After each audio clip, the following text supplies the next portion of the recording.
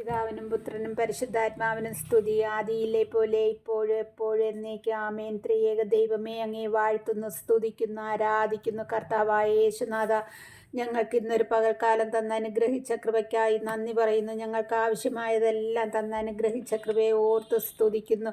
ഇന്ന് അങ്ങയുടെ സന്നിധിയിലായിരുന്നു കൊണ്ട് അനേകം മക്കൾക്ക് പ്രാർത്ഥിക്കുവാൻ തന്ന കൃപയ്ക്കായി സ്തോത്രം ചെയ്യുന്നു. പ്രഭാതം മുതൽ ഈ രാത്രിയുടെ യാമം വരെ ഞങ്ങളെ എല്ലാവരെയും അവിടുത്തെ കാരുണ്യത്താലും അവിടുത്തെ ചിറകിൻ കീഴിലും സംരക്ഷിച്ചതിനായി നന്ദി പറയുന്നു. ഈശോയെ, ഞങ്ങളിതാ ഉറങ്ങുവാൻ പോകുന്നു. നല്ല ഉറക്കം തന്ന് അനുഗ്രഹിക്കണമേ. ഉറക്കത്തിൽ ഒരു ദുർസ്വപ്നം കാണുവാൻ ഇടവരുത്താതെ വണ്ണം നാഥ ഞങ്ങളെ പരിപാലിക്കണമേ. സകല അന്ധകാര ശക്തികളിൽ നിന്നും, പൈശാചിക തന്ത്രങ്ങളിൽ നിന്നും, വിഷജന്തുക്കളുടെ കടികളിൽ നിന്നും, പ്രാണികളുടെ ശല്യങ്ങളിൽ നിന്നും ഞങ്ങളെ എല്ലാവരെയും കാത്തുകൊള്ളണമേ. ഒരു കള്ളന്മാരോ അക്രമികളോ ഞങ്ങളുടെ ഭവനത്തിലോ കാമ്പൗണ്ടുകളിലോ കടന്നു വരുവാനോ നോട്ടം വയ്ക്കുവാനോ ഇടയാകാതെ വണ്ണം കാവൽ മാലാഖമാരാൽ കാത്തുകൊള്ളണമേ. കർത്താവെ, ഇന്ന് ഞങ്ങളിൽ നിന്ന് വന്നു പോയിട്ടുള്ള സകല പാപങ്ങളും ഞങ്ങളെ കഴുകി വിശുദ്ധീകരിക്കണമേ. അപ്പാ കർത്താവെ, ഈ രാത്രിയിൽ ഞങ്ങളെ ആരെയെങ്കിലും ഈ ഭൂമിയിൽ നിന്ന് മാറ്റപ്പെടുകയാണെങ്കിൽ ഞങ്ങളെ വിശുദ്ധിയുള്ളവരാക്കി അവിടെ നിന്ന് മാറ്റണമേ എന്ന് പ്രാർത്ഥിക്കുന്നു. നമുക്കൊരു തിരുവചനം വായിക്കാം. സങ്കീർത്തനങ്ങളുടെ പുസ്തകത്തിൽ നിന്നും 11-ാം അധ്യായം.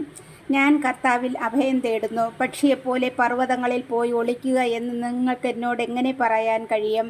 നിഷ്കളങ്ക ഹൃദയരെ ഇരുട്ടത്തെയ്യാൻ വേണ്ടി ദുഷ്ടന്മാർ വില്ലുകുലച്ച് അമ്പ് തൊടുത്തിരിക്കുന്നു. അടിത്തറ തകർന്നാൽ നീതിമാൻ എന്തു ചെയ്യും? കർത്താവ് തൻ്റെ വിശുദ്ധ മന്ദിരത്തിലുണ്ട്. അവിടുത്തെ സിംഹാസനം സ്വർഗത്തിലാണ്. അവിടുത്തെ കണ്ണുകൾ മനുഷ്യമക്കളെ കാണുന്നു. അവിടുന്ന് അവരെ സൂക്ഷ്മമായി നിരീക്ഷിക്കുന്നു. കർത്താവ് നീതിമാനെയും ദുഷ്ടനെയും പരിശോധിക്കുന്നു. അക്രമം ഇഷ്ടപ്പെടുന്നവനെ അവിടുന്ന് വെറുക്കുന്നു.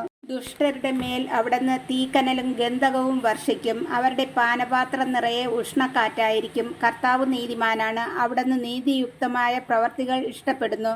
പരമാർത്ഥ ഹൃദയർ അവിടുത്തെ മുഖം ദർശിക്കും. കർത്താവിൻ്റെ വചനം.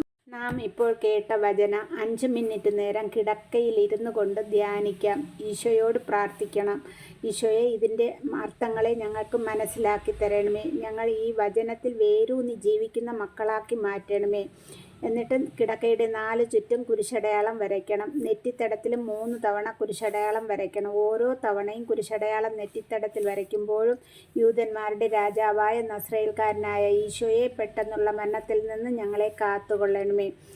നമ്മുടെ നാളത്തെ ഒരു ജീവിതത്തിന് വേണ്ടി ഈശോയുടെ കരങ്ങളിൽ നമ്മെ തന്നെ സമർപ്പിക്കാം. നല്ലൊരു പ്രഭാതം തരുന്നതിന് വേണ്ടിയും നമ്മുടെ മക്കളെല്ലാം ഈശോയുടെ സന്നിധിയിൽ ഈശോയെ കൂടെ കൊണ്ട് നടക്കുന്ന മക്കളായിരിക്കാനും വേണ്ടി പ്രാർത്ഥിച്ചുകൊണ്ട് നമുക്ക് കിടക്കാം. ആമേൻ.